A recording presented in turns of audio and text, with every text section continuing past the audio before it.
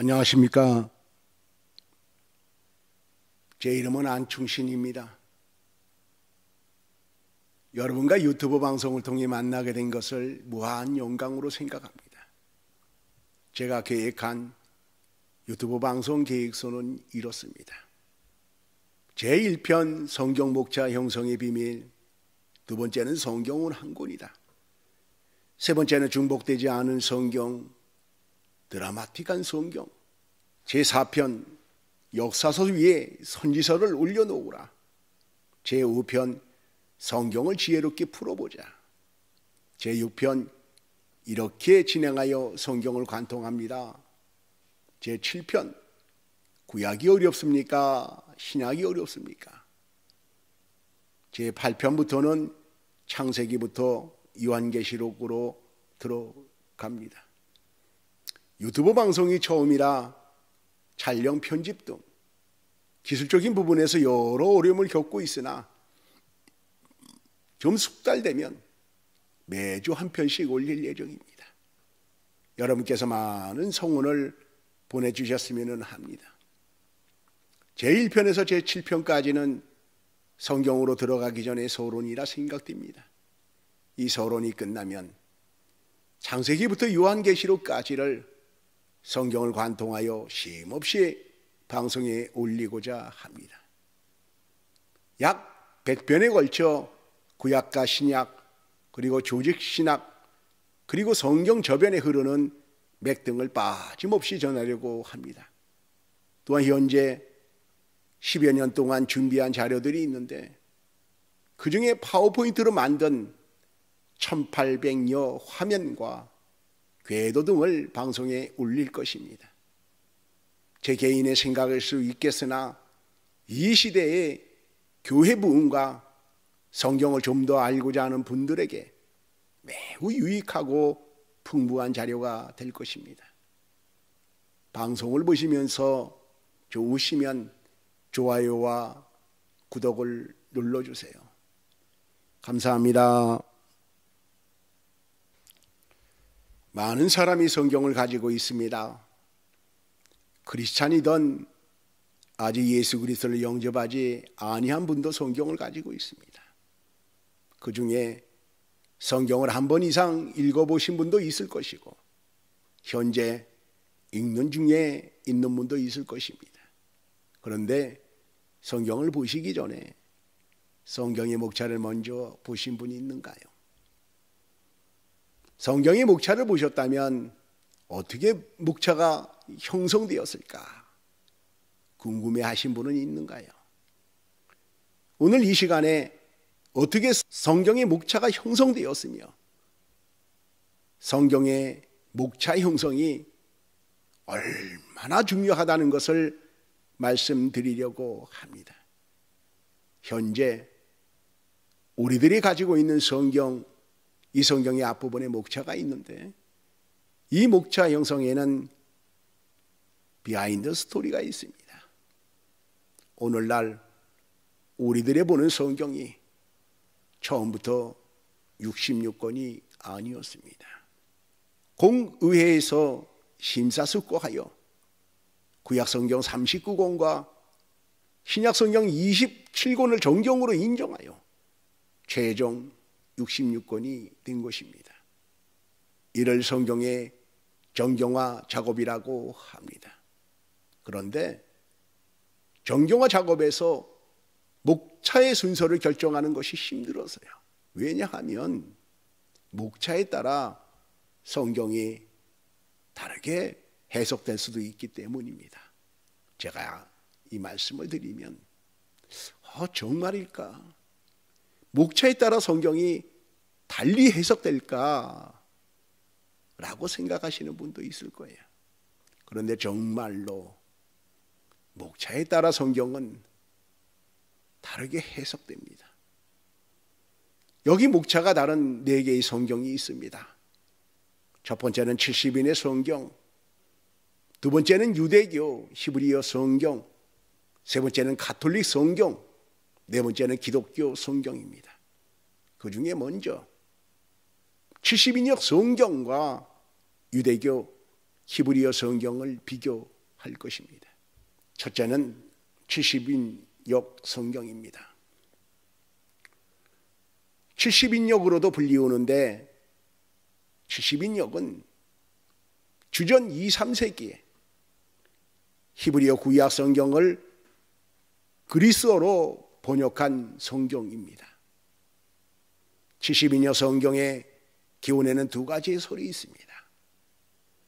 첫째는 이집트 프톨레미 2세가 유대 율법의 헬라어 번역본을 알렉산드리아 도서관에 소장하고 싶어 대제사장 엘르아살에게 사절단을 보내요. 전문적인 번역자를 요청했고, 대제사장 엘르아살은 12지파에서 6명씩을 선발하여 72명을 알렉산드리아에 보냈습니다. 왕의 후원을 받아 바로 섬에 가서 72일 동안 번역 작업을 하였다는 설리입니다. 둘째는 주전 3세기 프톨레미 치세 중에 알렉산드리아에 거주하는 유대인들은 통용하는 헬라어는 알았으나 히브리어는 몰랐는데 그들을 위해 히브리어 구약 성경을 헬라어 곧 그리스어로 번역하였다는 설입니다. 첫째 설이든 둘째 설이든 중요한 것은 이 70인역 성경이 당시 히브리어 성경을 그리스어 성경으로 번역하였다는 것이며, 또 한 가지 중요한 것은 목차를 형성하고 있다는 것입니다. 그런데 말입니다, 70인역 성경의 목차가 당시 존재했던 히브리어 성경의 목차 그대로인지 아닌지 알 수가 없습니다. 두 번째는 히브리어 성경이 순서가 결정되지 않은 목차만 있었는데 70인역 성경이 이 목록을 가지고 목차를 만들었는지 알 수가 없습니다. 세 번째는 순서가 결정되지 않는 목록이든 순서가 결정된 목차이든 존재했다면 문서로 존재했는지 구전으로 전해 내려온 것인지도 알 수가 없습니다. 주전 400년경 에스라의 목록이 있다고는 하나 확인할 수가 없습니다. 리마틴 맥도날드의 성경의 형성을 김주환 옮김으로 도서출판 솔로몬에서 2015년에 출간하였습니다. 페이지 161페이지에 구약 형성의 경우에서처럼 신약 형성에 대해 우리에게 무엇인가 말해주는 고대 전승들은 존재하지 않는다고 했습니다. 그렇습니다. 역사를 거슬러 올라가면 더 이상 올라갈 수 없는 한계에 부딪히게 됩니다. 이런 점이 참으로 안타깝습니다. 그러나 히브리어로 된 성경을 70인역 성경으로 번역하면서 그들이 번역 사역에 매우 충실했다는 점입니다. 이 한 가지를 보더라도 유추할 수 있는 것은 목차 또한 번역자들이 임의로 정했을 것으로 생각되지 않는다는 것입니다. 그래서 이전에 히브리어 성경의 목차가 존재했을 것으로 생각하는 것입니다. 두 번째는 유대교 히브리어 성경을 보겠습니다. 예수님이 십자가에서 죽으시고 3일 만에 부활하시고 40일 후에 승천하시고 열흘 뒤에 성령께서 강림하시면서 교회가 탄생합니다. 교회가 급속도로 부흥하면서 그리스도인들은 예수는 그리스도라고 증거하였습니다. 당시 헬라 문화권에 있던 성도들은 그리스어 곧 헬라어로 된 70인역 구약 성경을 보면서 구약 성경의 말씀대로 오신 그리스도는 예수라고 증거하였으며, 또한 사도와 제자들이 예수 그리스도에 대해서 기록하는 것을 신약 성경으로 보면서 다시 오실 그리스도를 증거하였던 것입니다. 그러자 유대교는 주후 90년 얌리아 종교회의에서 정경으로 구약 24권을 분류하고 목차를 확정합니다. 여기서 우리는 얌리아 종교회의에 대해서 알아보아야 합니다. 얌리아 회의는 바리새파 납비들이 주최한 종교회의입니다. 예수님의 십자가 사건과 부활 이후에 교회의 탄생과 함께 그리스도인들이 급속히 늘어나자 유대인들은 위협을 느끼게 됩니다. 그런 상황에서 기원후 70년 유대 전쟁으로 로마 군대가 예루살렘을 공격하고 성전을 파괴하자 친로마 정책을 취한 바리새파를 제외하곤 다른 지파들은 사라지게 됩니다. 그러자 바리새파는 회당과 성경을 중심으로 하는 유대교를 구축해야만 했습니다. 기독교가 72년 구약 성경과 신약 경경을 형성하는 것에 바리새파 유대인들은 자극을 받아 주 90년경에 요하나 벤자카이가 랍비들을 불러 모아 유대교 종교 회의인 얌니아 회의를 엽니다. 이 회의에서 바리새파 유대교의 방향을 설정하고 유대교와 관계를 단절하기로 하고 유대교 성서의 경전 목록 24권을 확정하는 의결을 내립니다. 이후부터 유대교는 70인역을 부정하고 70인역을 사용하는 그리스도교를 이단으로 규정함으로 기독교와 결별하게 됩니다. 위키 백과사전에서 얌니아 회의 인용 후 간추린 내용입니다. 얌니아 종교회의 주된 목적은 바리새파 유대교의 방향 설정입니다. 유대교가 앞으로 어떠한 방향으로 나아갈 것인가를 결정하는 회의였어요. 그 결정에 따라 70인역을 구약 성경으로 보면서 예수 그리스도를 증거하는 그리스도교를 이단으로 규정하고 기독교와 단절하기로 하고 유대교 경전 목록 24권을 확정한 것입니다. 화면을 주목해 보겠습니다. 70인역 성경과 유대교 히브리어 성경을 비교해 보면 히브리어 성경에는 70인역 성경에서 외경 14권이 빠지고 미가, 학개, 스가랴 3권이 포함된 것을 알 수가 있습니다. 그러면 총 39권이 되는데 호세아부터 말라기까지 12권을 12예언서라 하여 한 권으로 묶고 에스라와 느헤미야 이 2권을 한 권으로 묶고 24권이 되게 한 것입니다. 그러니까 히브리어 성경 24권에서 묶어놓은 것을 풀어놓으면 기독교 성경 39권은 같은 권수의 성경인 것이죠. 다시금 정리된 도표를 보겠습니다. 화면에 보이는 70인역 성경 목록과 유대교 히브리어 성경 목록입니다. 여기서 살펴보면 70인역 성경 목록에서 빨간 글씨는 외경 14권을 말하고요. 히브리어 성경 목록에서 파란 글씨 3권은 추가된 미가, 학개, 스가랴입니다. 70인역 성경 목록은 브리테니커 세계 대백과사전을 참조하였습니다. 왜 유대교는 얌니아 종교회의에서 경전 목록 24권을 확정하는 의결을 하였을까요? 왜 그랬을까요?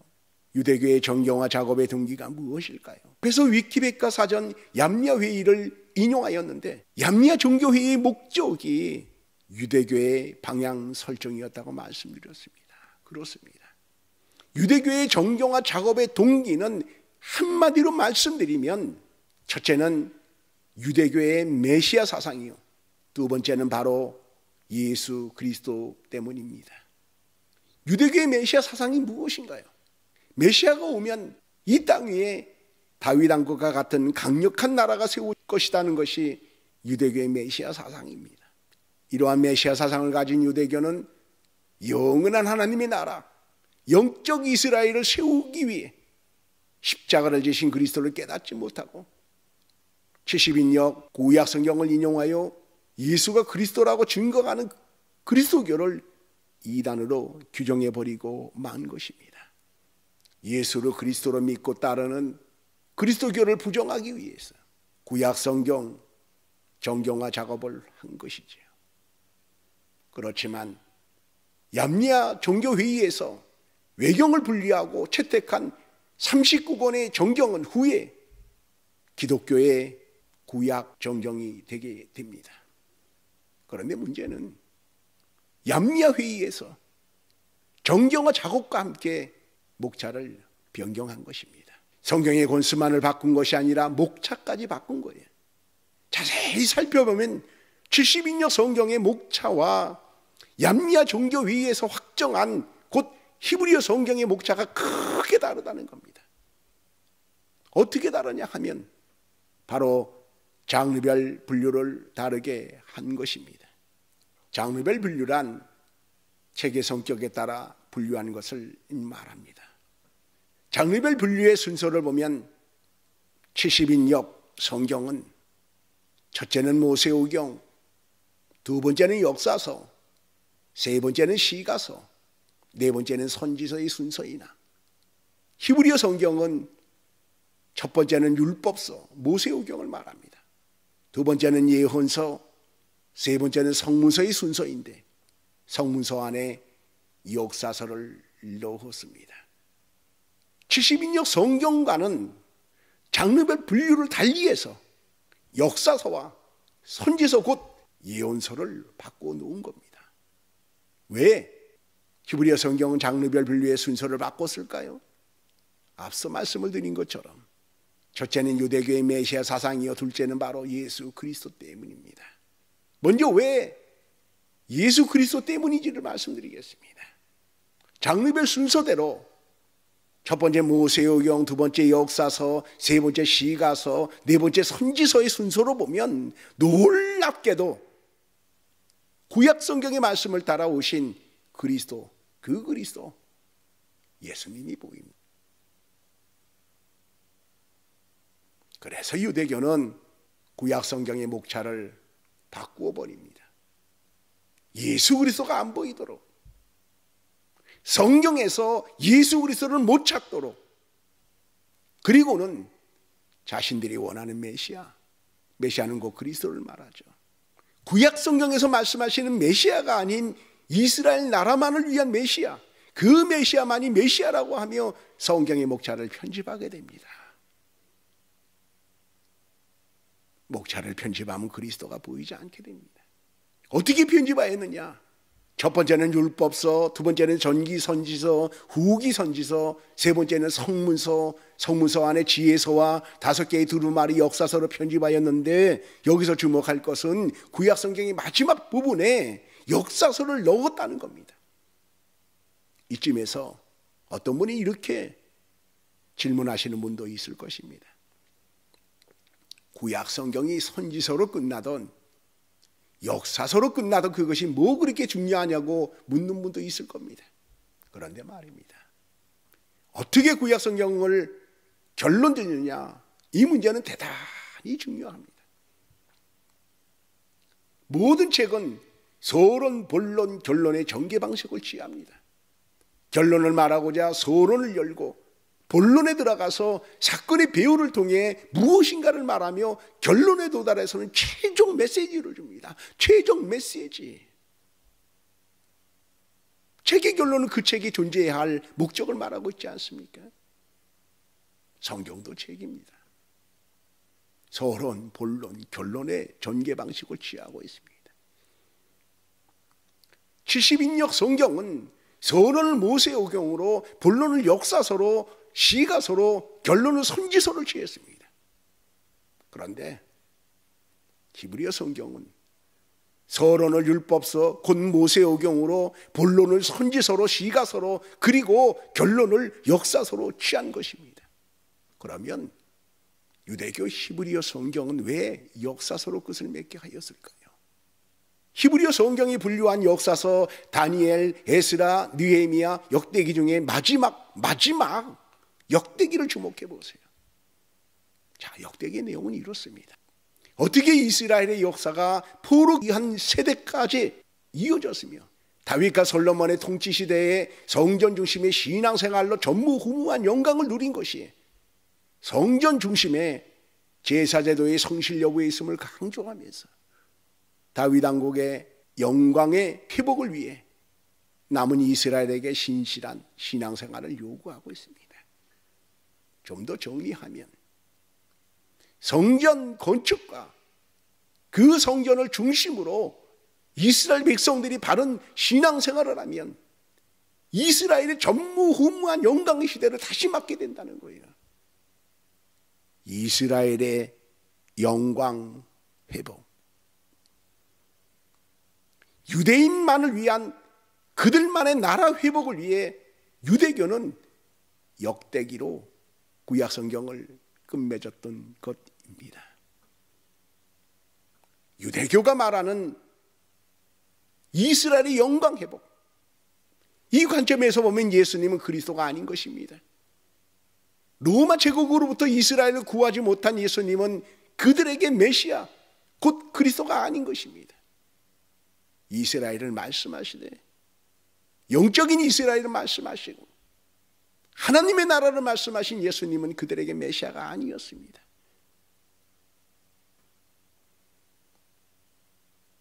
그래서 유대인들은 예수님을 십자가에 못 박은 거예요. 2000년 전에 예수님을 십자가에 못 박은 그들은 왜 예수님을 십자가에 못 박았습니까? 자기들이 원하는 메시아가 아니라는 겁니다.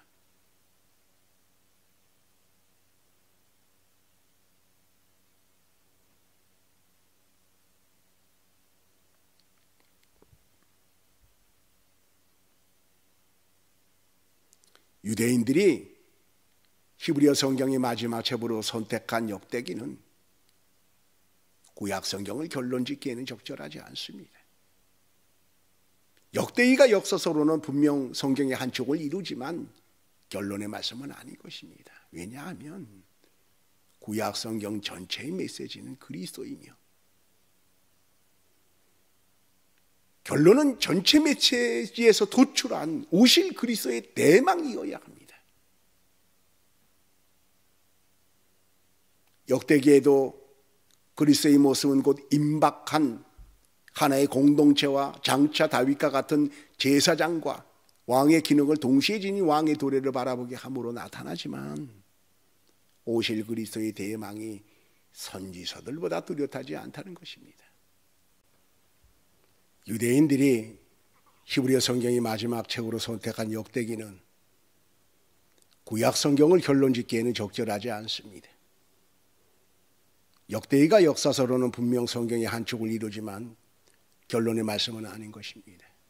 왜냐하면 구약 성경 전체의 메시지는 그리스도이며 결론은 전체 메시지에서 도출한 오실 그리스도의 대망이어야 합니다. 역대기에도 그리스도의 모습은 곧 임박한 하나의 공동체와 장차 다윗과 같은 제사장과 왕의 기능을 동시에 지신 왕의 도래를 바라보게 함으로 나타나지만 오실 그리스도의 대망이 선지서들보다 뚜렷하지 않다는 것입니다. 그럼에도 역대기의 내용으로 구약 성경의 모든 내용을 결론지어버리면 구약 성경의 하나님의 약속은 유대인을 위한 이스라엘의 재건 약속이 되어버리고 맙니다. 어찌 구약 성경에 나타난 하나님의 약속이 이스라엘의 재건인가요? 결코 그렇지 않습니다. 구약 성경 한 권 한 권이 한결같이 전하는 하나님의 약속은 메시아 곧 그리스도를 보내신다는 것입니다. 그 책이 모세오경이든 역사서이든 시가서이든 선지서이든 동일합니다. 구약 39권 중에 한 권이 역대기도 마찬가지입니다. 하나님께서 이스라엘을 재건하신다는 것은 예수 그리스도로 말미암아 영원한 하나님의 나라 곧 영적인 이스라엘을 세우신다는 것이지 그들만의 혈족이 이스라엘 이 땅 위에 이스라엘 나라를 세우신다는 것은 아니지요. 그러므로 구약 성경을 역대기로 끝나면 아니 되며 역대기로 결론 지으면 아니 되는 것입니다. 다음으로 선지서로 끝을 맺는 70인역 성경에서 마지막 선지서 말라기를 봅니다. 구약 성경의 모든 메시지를 함축하여 결론 지으면서 끝을 맺고 있습니다. 보라, 크고 두려운 날이 이르기 전에 내가 선지자 엘리야를 너희에게 보내리니 그가 아버지의 마음을 자녀에게로 돌이키게 하고 자녀들의 마음을 그들의 아버지에게로 돌이키게 하리라. 돌이키지 아니하면 두렵건대 내가 와서 저주로 그 땅을 칠까 하노라 하시니라. 말라기 4장 5절 6절의 말씀입니다. 이 말씀은 구약의 최종 선포이자 구약의 모든 메시지를 한 곳으로 모아 종결하며 오실 그리스도를 향하여 신약 시대를 향하여 전진하고 있습니다. 구약 성경을 통해 때로는 안목의 말씀으로, 때로는 잔잔한 말씀으로, 때로는 강하고 낯선 말씀으로 주신 메시아와 메시아 왕국 도래의 메시지는 선지서에서 그 윤곽이 뚜렷하게 드러나며 마지막 선지서 말라기에서 최종 선포됩니다. 그리하여 구약 성경의 말씀을 따라 그리스도 예수께서 오십니다. 셋째로 네 성경, 70인역 성경과 유대교 히브리어 성경과 가톨릭 성경과 기독교 성경을 비교해 보겠습니다. 앞서 70인역 성경과 유대교 히브리어 성경을 비교하면서 히브리어 성경에는 70인역 성경에서 외경 14권이 빠지고 미가, 학계, 스가랴 3권이 포함되었다고 말씀을 드렸습니다. 가톨릭 성경은 이 히브리어 성경 24권을 70인역 성경의 분류대로 39권으로 나누고 장르별 분류법도 따랐으나 외경을 포함시켰습니다. 기독교의 성경은 이 히브리어 성경 24권을 70인역 성경의 분류대로 39권으로 나누고 장르별 분류법도 따랐으나 외경을 제외하였습니다. 70인역 성경과 가톨릭 성경과 기독교 성경이 다른 점은 성경의 권수는 다르나 공통점은 장르별 분류가 같으며 목차의 순서가 같다는 것입니다. 또한 이 세 성경의 공통점은 결론을 선지서로 끝맺으며 세 성경 모두 그리스도 예수를 증거하고 있습니다. 놀라운 것은 70인역은 예수 그리스도께서 오시기 2, 3세기 전의 성경입니다.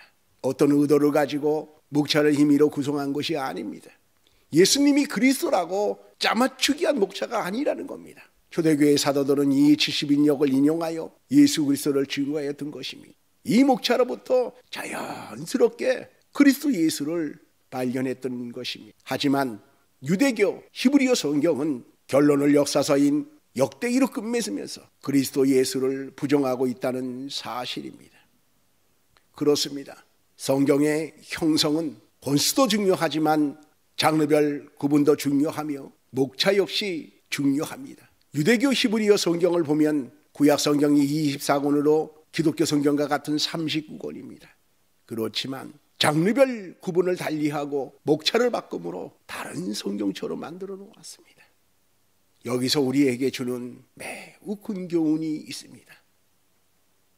넷째로 목차의 형성에서 주는 교훈입니다.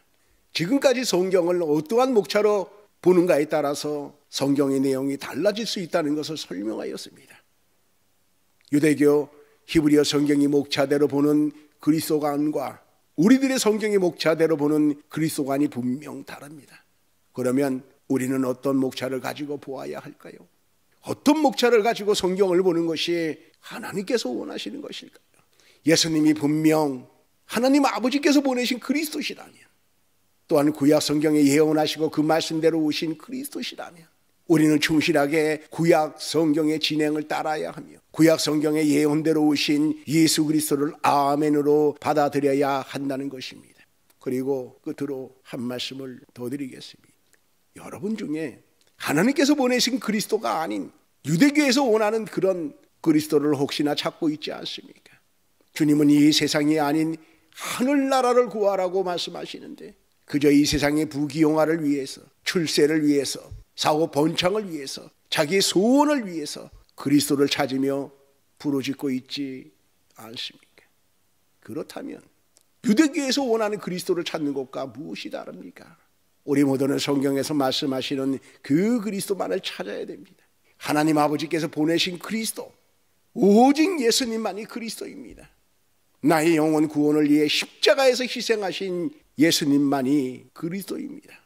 그러므로 지난날에 내 소원 성취를 위해 그리스도를 찾았다면 이제는 예수님만을 그리스도로 고백하시고 주님이 기뻐하시는 하나님의 나라를 구하며 성도로서의 삶을 사시기를 바라겠습니다. 마태복음 11장 2절 6절의 말씀입니다. 감옥에 갇혀있던 세례 요한이 제자들을 예수님께 보내어 오실 그이가 당신입니까? 우리가 다른 일을 기다리오리까라고 물을 때에 예수님은 너희가 가서 듣고 보는 것을 요한에게 알리되 맹인이 보며 못 걷는 사람이 걸으며 나병한 자가 깨끗함을 받으며 못 듣는 자가 들으며 죽은 자가 살아나며 가난한 자에게 복음이 전파된다 하라.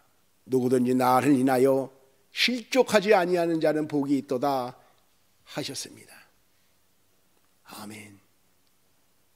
감사합니다.